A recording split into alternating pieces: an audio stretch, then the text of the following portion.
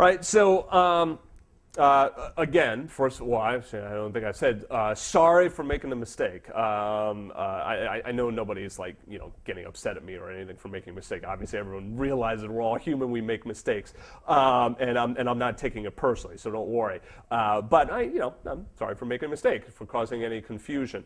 But it's actually good, it's a good mistake because it allows me to kind of add this extra chapter and explain just a little bit more about how you can use these chord voicings. Something that I also didn't explain in, I'm explaining it differently now, I should say, than the way I did in the lesson. Again, remember that you have the core notes of your chord. That's your root, your third, your fifth, and your seventh, okay? Your chord tones, right? So anytime you're thinking about a chord, it's like you have your chord tones. Then from there, you have your available tensions. Now, how you build that chord, first question you're going to ask yourself is, am I playing with a bass player or not? If you're playing with a bass player, then you probably don't need to be playing the bass notes. Or if you're playing the bass notes, you definitely don't want to be playing down there. You might be playing, maybe in here, you hit that G in there, right? But it's not too low, okay? Or you play these rootless chord voicings in which there's no root in there, and the bass player plays the roots.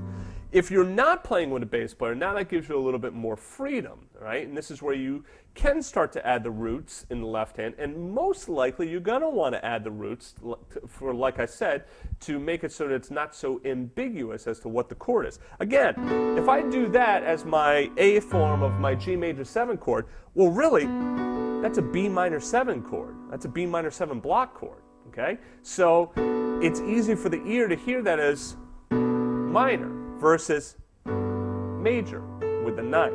So this is why when playing solo piano, you're probably going to want to add in those roots. So if you're going to add in the roots, now it's, you can start to bring the roots down there with your pinky. So that's the first step. Find out, make a decision, or answer the question, are you playing with a bass player or not? Next, think about how close you want notes to be and then how far away you want them to be, okay? So like if I do a closed voicing like this where the notes are close together, right, it's going to sound, pretty close. And then if I do something like that, okay, it's not so bad. The notes aren't so far away from where the melody is. But if I'm doing something like this where my melody is now an octave and a half away from my chord, you might want to actually change that chord so that we can kind of open it up a little bit more. So then we can say, all right, well, let me put my, my third and my seventh in there.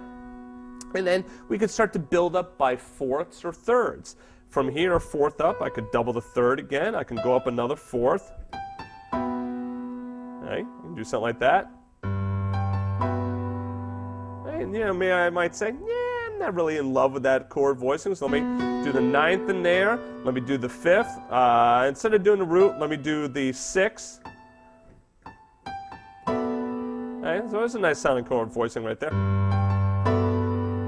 That sounds nice.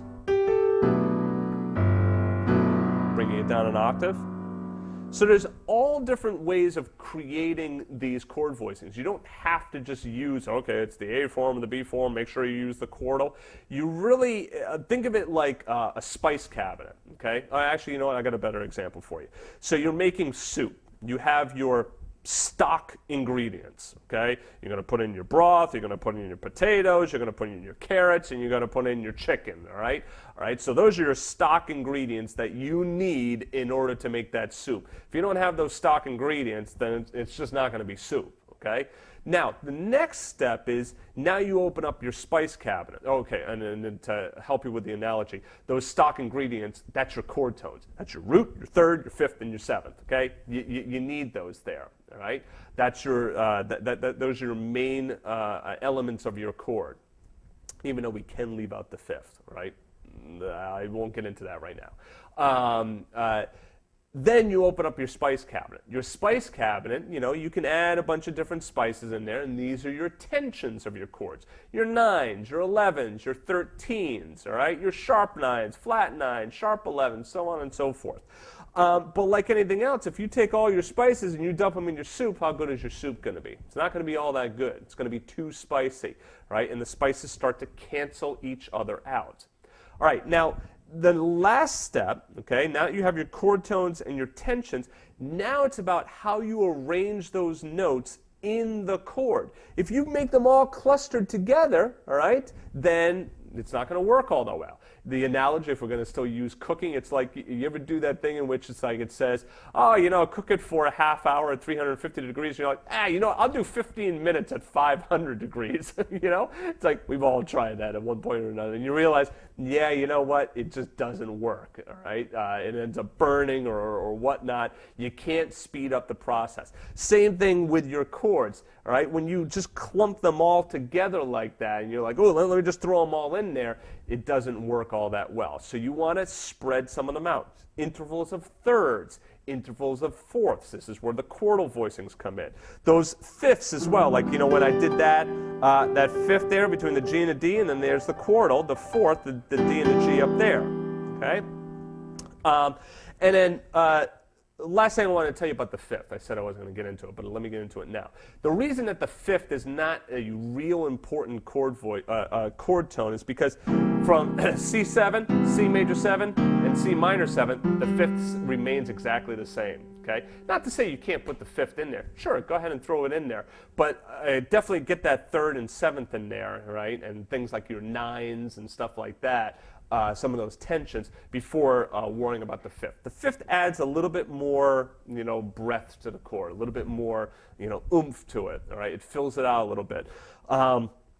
But it's good at times to kind of leave it out and put it in at the end, all right, so that it doesn't get in the way of other things. So in other words, like if you just did that, it sounds real blocky, and then you put your F sharp up there, and it's like, yeah, it's not so good, but you do that, and then you put your 9 in there, and it's like, oh, okay, yeah.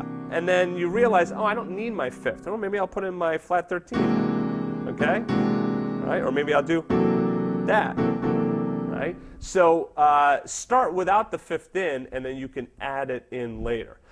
All right, so this ended up being 2 chapters long. So I'm hoping that this helped to explain a little bit more about how you can, you know, incorporate these different chord tones and tensions and create these chord voicings. If not, just let me know. You know, post on the forum. Actually, let me know in the forum either way. I would appreciate it if this helped or not. And if you need more help, I can add some more videos. All right, so see you guys in the next lesson.